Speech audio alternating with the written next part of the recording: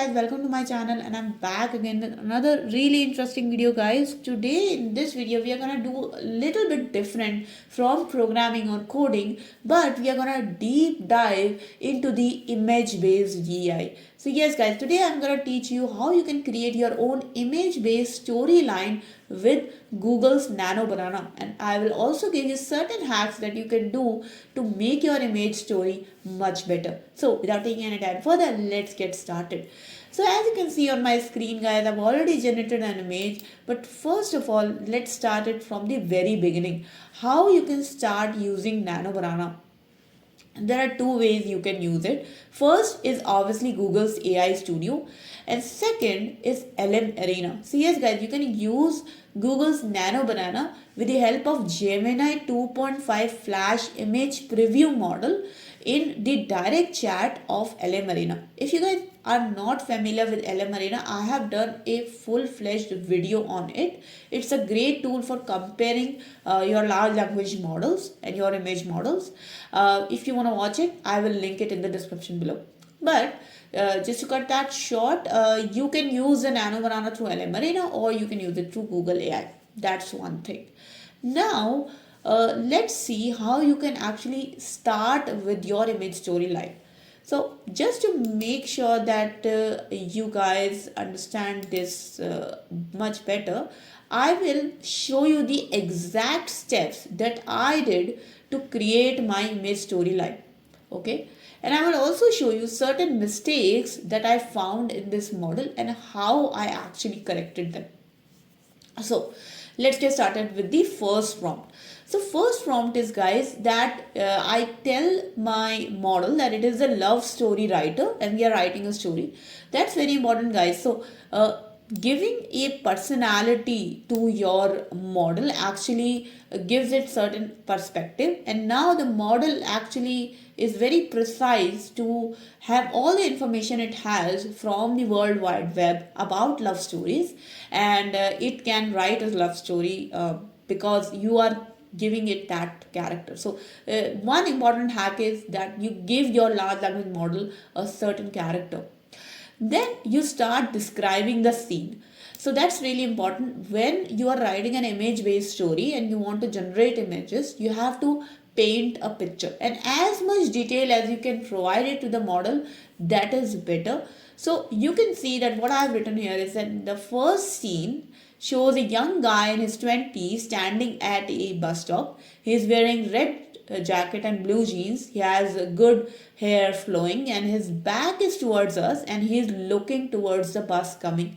So that's important guys, because you want to understand that the large language model is fully capable of generating randomly creative images. But if you want to generate a specific type of scene, you have to say that the person's back is towards us in the image and he's looking to a bus that's coming. So obviously you can see that he's at a bus stop. That's understandable. Then you have described that he is wearing a red jacket and blue jeans. If you don't give that sort of description, the model can assume whatever clothes he is wearing. You have also described that he is a young guy, is in his 20s, so you can see that he looks pretty young. We have also given a description for his hair as well. Here you can also give descriptions of the lighting as well. Like for example, here I didn't give that description that it's in the afternoon, the light is shining towards the boy, or the light is at the back of the guy. So we haven't described that, but it's good that you can describe that as well. So for example, you can write here that the sun is shining on the back of the guy, right? So you can change your prompt like this in Google AI Studio and then you can regenerate the image. But for now, you can see that this is the image that was created. Okay. So few important things. Describe the image as much as you can. Describe the characters. Give them specific things that where they are standing, if they are facing towards us, if their back is facing towards us. If it's good for you, you can give the description of the clothes as well. If you want to make sure that the AI randomly selects the clothes, that's up to AI. So Okay, but as much as description you can give, as much as description about the scene and the lighting, that's good. Now let's go to the next image. Now here's where the story, the mistakes can happen, right? So let me show you a comparison with LMArena, right?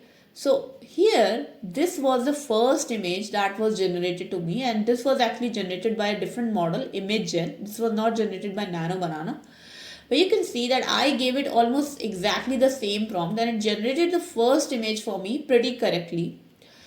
But when I gave it a second prompt, which is now generate the next image in the scene, which I'm going to describe, you can see that it exactly made the image completely different. So the guy is now wearing a different shirt, different jacket, and the girl that I have described is wearing okay, good clothes, but she is the first character in this scene, so we don't really care. But the guy is completely changed, right? So this is not what you want, and that is why selecting the correct model for your image story generation is really important. So if you generate image with something like ImageGen, you will not get that good quality of let's say continuity that you get with Nano Banana. Okay, so now let's compare Nano Banana, right? Now, with Nano Banana, I give the exact same prompt. And my next prompt was now generate the next image. And in this scene, he boards the bus and sits next to a pretty girl. And you can see that I have described her age as well, that she's in her 20s. She's also pretty young. She is wearing a yellow jumper and has headphones in her ears. And the guy is completely smitten by her beauty and he looks at her. Now, very important thing is that he is looking at her. So you have to describe what your characters are actually doing. If they are standing, if they are looking somewhere, where they are looking at, because these are the important things that paints a picture in your scene. And that is how you can see that the next image, which was generated by Nano Banana, is exactly what I have described. The girl is wearing a yellow jumper. She's pretty young, in her 20s. She has headphones. They are both in a bus, so you can see the bus handles right behind, and the guy is looking at her. If I would have not written that the guy is looking at her, they probably would have generated an image where the guy is just sitting and doing whatever he wants. So don't give like very simple prompts like a guy and a girl are now sitting next to each other in a bus, because then you don't know what AI can come up with. They can come up with something really good, but they can mess up your image as well. And if you don't have that many tokens to spare or that much time to spare, you will end up, making a lot more prompts. So better to have one prompt as much descriptive, okay? And that's how you describe a scene. You give your characters where they are looking and what they are doing. That's one hack. Now you can see in the next prompt, I see that now they both get down the bus and suddenly they are going towards the same way in the same office. The girl is walking straight towards the office with her front in the scene, and the guy is walking behind her and he's happy and she works with her. Okay. So here you can see that this is the image which my model generated, and here's what I think is very important is that I have correctly described here that what is the location or the placement of my characters. Okay, so I have correctly described here that the guy is standing behind her and she is walking towards the office. Okay, and you can see that they have made the office name here as well, and the guy is right behind her. So this sort of placement gives you good perspective. So you do need your characters to look at a certain place, but you do need your characters at the correct place as well. So describe your placements, tell them where the things are, and that's gonna give your image a little bit better overview. And now in the next image, I have just given a very simple prompt that the girl is now sitting in office cafeteria having her coffee. The guy comes over to her desk asking her if he can sit next to her. But here's where it goes a little bit wrong. Now you can see that it did generate an image where a guy comes to her, but you can see that the guy is just like right behind her, smiling like as if he's gonna pull the chair away from her, which is weird. And the second thing is that the girl's clothes are changed because there was a continuity in her clothes in the past three images, in two images, but now her clothes are completely changed. So this is not what we actually wanted to generate. So you can see that I tried to change my prompt saying that regenerate the image, and now I have given more details that the girl is wearing the same clothes as above. The guy is standing to her left and not to her back, and he is not smiling but nervously asking if he can sit down. So I have described the emotions. I have described the exact facial expressions which the guy should be having in that image. So that's important. If you want to make your image more descriptive, give your characters the exact facial description. Okay, facial expressions. But here's what I see with Nano Banana is that in Nano Banana, if one time your continuity breaks, when I ask you to regenerate the image, it actually does not work. Nano Banana does not regenerate the same image again. So once your continuity is broken, I would actually not suggest to go through the same chat and continue with that again. But you have to complete the story. So what can you do in that scenario? In that scenario, guys, I would actually suggest you to branch from this conversation. So what you can do is you can click on these three dots right here and you can click on branch from here. Okay, and what you can see that once I branched from this conversation, it created a new conversation for me which had the same history, but it is a new conversation, and actually that worked for me. So that's why I'm saying that to you. So it created the exact same conversation with the exact same history but in a different branch. But here's what I did. Here, to generate the next image, I gave it that, not just I gave it this prompt. So you can see that this is where it branched, right? Now to generate the next image, not only I gave it a prompt, I also gave it the last correctly generated image. So this was my correctly generated image, and in my prompt into this branch, I first upload this image. So you can see the user is me. I upload this image, and then I say the prompt that based on this image, generate the next image. The girl is now sitting in the office cafeteria having her coffee. The guy comes over to her desk asking if he can sit next to her. The girl is wearing the same yellow jumper and the guy is standing to her left and not to her back. He's smiling, but he's not smiling but nervously asking if he can sit down. And there you can see this works. I got the exact image that I wanted, that he is now standing next to her on her left side. He is nervously asking her. You can see it's exact guy, exact girl.